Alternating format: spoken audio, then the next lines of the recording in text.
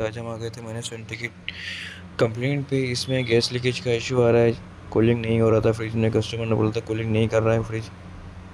तो हमने आके चेक किया, इसमें लीकेज था। लीकेज जहाँ पे था ड्रायर के पास। हमने और भी पॉइंट्स चेक किए इसके, वहाँ पे इसमें पॉइंट्स में हमें नहीं दिखा। असल में ये वीडियो जो है ये कंपनी में भी दिखाई जाती है, क्योंकि ये 1 ईयर की वारंटी के अंदर था। ये ब्लू स्टार कंपनी का डिफ्रीज़र है।